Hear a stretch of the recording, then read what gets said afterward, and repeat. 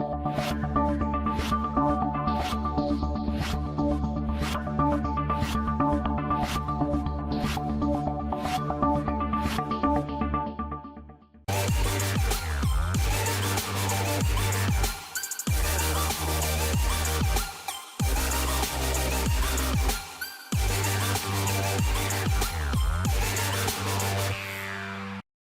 Assalamualaikum. Hari ini saya akan share tentang gaya belajar anda. Okey, sebenarnya kita boleh mengenali gaya belajar kita melalui tarikh lahir, melalui cap jari, melalui pergerakan mata. Ada macam-macam cara untuk mengenali cara belajar yang sesuai untuk diri kita berdasarkan personaliti diri masing-masing. Okey, cara yang pertama dekat sini ialah dengan menjawab 6 soalan. Okey, soalan ini anda hanya perlu jawab sama ada sangat benar, benar ataupun tidak benar. Okey, sudahkah anda bersedia? Sediakan kertas, pen ataupun pensel untuk menjawab soalan ini. Sekiranya saya dah bacakan soalan yang pertama, jawapannya adalah benar, anda hanya perlu tulis B sebagai benar, SB sangat benar dan TB untuk tidak benar. Okey, kita mula dengan soalan yang pertama. Saya akan mudah mengingat bila saya mendengar guru mengajar dan perbincangan. Adakah ianya benar, sangat benar atau tidak benar bagi anda? Tak perlu salin soalan, tulis nombor 1 dan jawapan sahaja. Okey. Nombor 2, saya suka melihat maklumat di papan putih, gambar di buku teks dan jadual di papan kenyataan.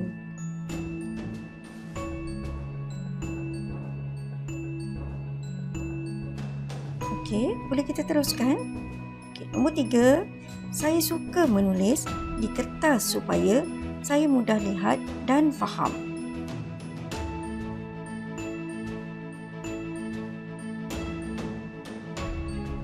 Okey, nombor 4, saya lebih suka menggunakan poster, model atau kerja-kerja amali dan apa-apa sahaja aktiviti di dalam kelas. Adakah ianya sangat benar, benar dan tidak benar untuk diri anda? Tuliskan jawapan anda. Okey, nombor 5, untuk mudah faham, saya memerlukan penerangan yang menggunakan graf, diagram atau apa-apa sahaja yang boleh saya lihat.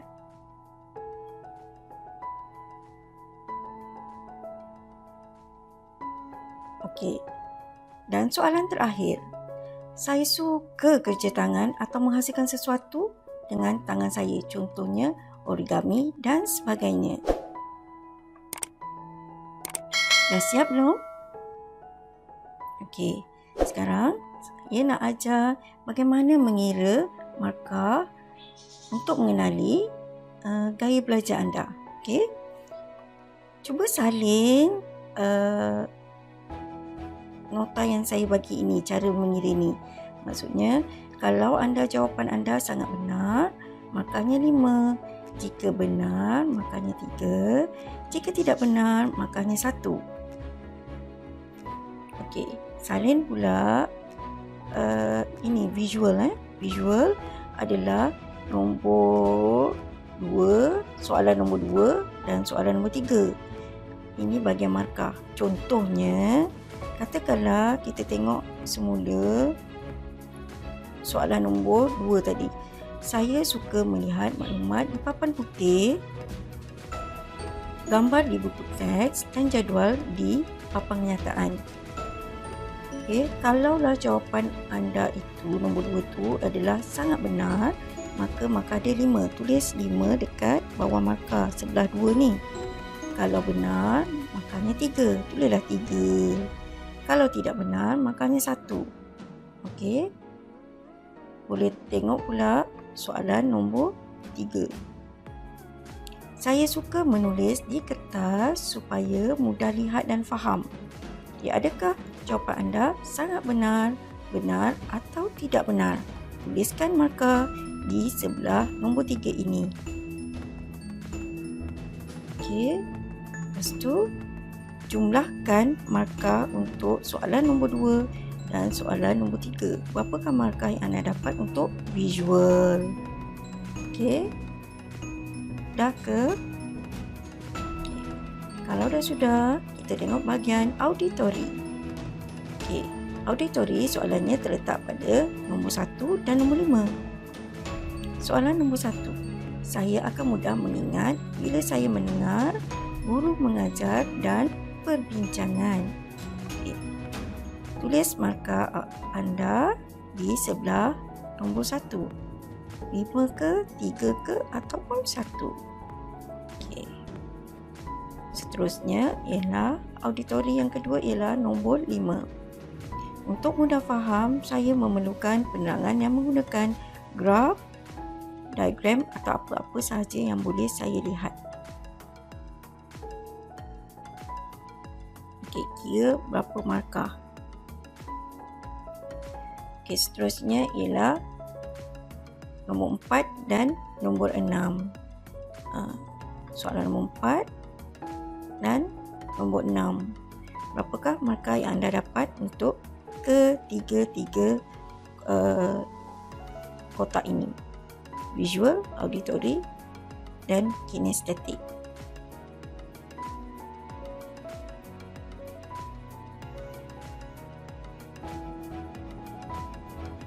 Okey. Sekiranya anda telah mendapat jawapan bagi ketiga-tiga petak tersebut, mari kita lihat berapa ramai yang mendapat markah visual paling tinggi di antara tiga-tiga visual, auditory dan kinestetik. Okey. Siapa dapat markah auditory lebih tinggi daripada visual dan kinestetik? Sekarang, siapa pula yang dapat markah kinestetik lebih tinggi daripada visual dan auditory? Okey, sekiranya anda mempunyai markah yang dominan, markah yang paling banyak, satu sahaja untuk visual ke, auditory ke, kinestetik ke, bererti anda dominan kepada sesuatu kemahiran belajar yang sesuai untuk diri anda. Contohnya, markah visual paling tinggi, berarti anda adalah orang visual. Kalau auditory paling tinggi, anda adalah orang auditory. Dan kalau anda kinestetik yang paling tinggi, bermakna kinestetiklah anda. Kalau ada dua markah yang seri ataupun sama, berarti anda adalah dua kemahiran yang anda boleh gunakan, sama ada salah satu ataupun kedua-duanya. Kalau ada 3, maka anda boleh menggunakan tiga-tiga kemahiran belajar yang anda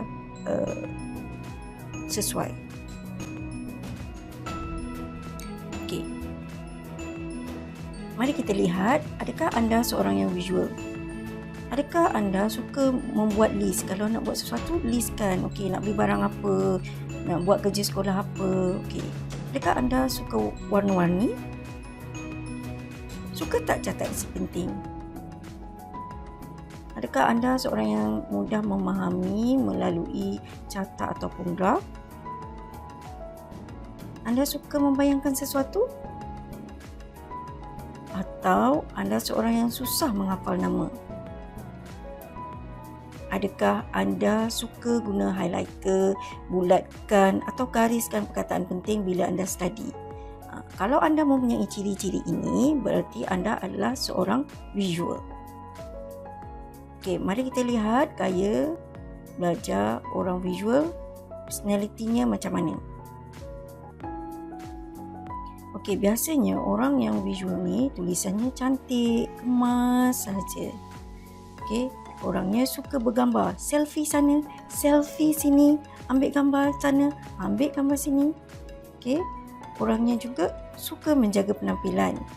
Okey, seperti artis kita ni, dia akan menjaga pakaian bagi suami dan anak-anaknya apabila ingin keluar dari rumah. Okey. Seterusnya, orang visual ini akan faham kalau dia baca sendiri. Okey. Dia juga pandai bermain puzzle. Dia dah dapat bayangkan walaupun gambar tu dah bercampur-campur, dia dapat bayangkan, ini gambar pemandangan. Jom buat. So senang bagi orang visual untuk buat cantuman puzzle. Okey, orang visual ni suka melihat benda-benda yang cantik. Okey, orang visual ni biasanya kalau dia berfikir, dia selalu tengok ke atas. Cuba kita tengok kawan-kawan kita, bila dia mengingat sesuatu ke, sedang memfikirkan sesuatu ke manakah arah mata dia? Adakah ke atas, kiri, kanan ataupun ke bawah? Kalau ke atas, maknanya dia orang visual. Okay. Macam mana nak belajar cara visual? Okay. Orang visual ni kena belajar sambil menulis. Okay. Dia tulis, barulah dia dapat faham dengan lebih baik. Sebab dia tengok apa yang dia buat tu. Okay. Kedua, nota dia mestilah warna-warni. Kalau dulu kita panggil peta minda, sekarang dia tak panggil peta minda dah. Okay. Tapi fungsi dia lebih kurang sama. Ada simbol-simbol, ada gambar, ada warna-warni. Okay. Ada warna hitam putih. Barulah menarik bagi orang-orang yang visual. Okay, orang visual kena tandakan isi penting bila mereka nak study. Okey, dia boleh bayangkan apa yang dia pelajari. Contohlah, cikgu bagi homework, okey, sila kumpulkan bahan-bahan terbuang yang ada di rumah anda dan hasilkan rumah untuk kucing. So dia dah bayangkan, rumah aku ada kotak kasut. Ada ni. Bolehlah buat rumah untuk kucing. Okey, selesai sudah tentang visual. Sekarang kita pergi personality orang auditory. Okey, orang auditory ni dia akan faham bila dia dengar. Cikgu ajar kat depan je, dia terus faham. Itu orang auditory. Okey. Dia suka dengan muzik, suka dengan lagu, nak baca buku pun sambil dengar lagu, buat apa-apa pun suka dengan lagu. Okey. Ni dia faham, cikgu ajar kat kelas, cakap je dia dah faham. Okey. Disebabkan telinga dia tu peka, maka dia boleh teka bunyi dengan betul. Contohnya suara kartun, dia dapat teka bunyi suara Upin Ipin, suara Doraemon dan sebagainya. Okey. Orang auditory, mata dia kalau sedang berfikir, mata dia akan gerak kiri kanan. Okey. Okey. Macam mana ya gaya belajar orang auditory ni? Mari kita lihat. Okey, orang auditory ni sesuai menggunakan perakam suara supaya dia boleh dengar semula, ataupun zaman sekarang ni buka je YouTube, dia akan dengar suara cikgu yang mengajar melalui YouTube. So kalau dia study kat rumah, dia boleh buka YouTube, dia boleh dengar suara orang yang sedang mengajar dalam YouTube tersebut. Okey. Orang auditory sesuai juga belajar secara berkumpulan. Kenapa? Sebab bila dalam kumpulan, kawan terang dia dengar, ataupun dia cakap kuat untuk terangkan kepada kawan-kawan. Dia mendengar. Kelebihan dia ialah di telinga. Orang visual tadi kelebihan dia di mata. Okey. Disebabkan auditory ni kelebihannya di telinga, kalau dia nak study, dia kena baca dengan kuat supaya dia dengar apa yang dia baca. Okey. Sekarang kita lihat pula personality orang kinestetik. Orang kinestetik ni sukakan aktiviti sukan.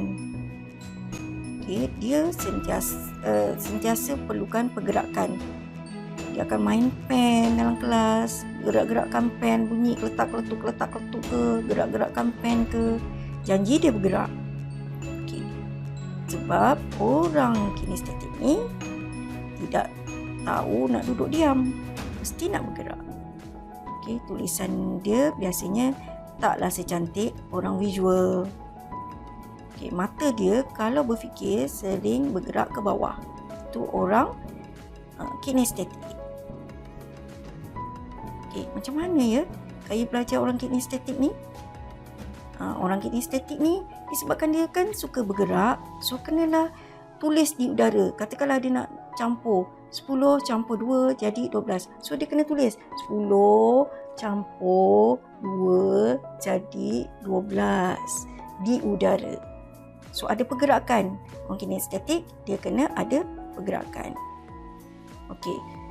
Orang kinestetik ni dicadangkan supaya dia membaca sambil ada selingan. Sambil makan gula-gula ke, makan kek ke, mesti ada selingan. Sebab dia perlukan pergerakan. Okey.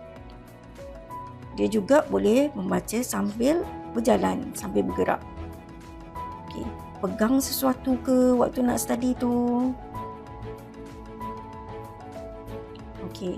Kesimpulannya, inilah gaya belajar kita ada 3. Visual, kelebihannya di mata. Auditory, kelebihannya di telinga. Dan kinestetik, kelebihannya di tangan. Okay. Orang visual ni sesuai belajar menggunakan graf, belajar artikel, PowerPoint, gambar, video. Apa saja yang boleh dilihat, itulah kelebihan dia. Okay. Auditory pula, dia kelebihan di telinga. So dia kena dengar apa? Dengar perbualan, dengar dalam kumpulan, podcast, ada perbincangan, okey, boleh dengar video ataupun audio. Okey. Orang kinestetik kan perlukan pergerakan. So dia kena buat role play, main peranan, dia kena tulis catatan, hands on, buat amali, tutorial, dia buat sendiri baru dia faham. Kalau tak buat, dia tak faham. Walking meeting maksudnya sambil jalan, sambil bercakap, sambil bincang. Ataupun dia kena buat latihan banyak-banyak. Barulah dia akan faham dan ingat. Sekian, terima kasih.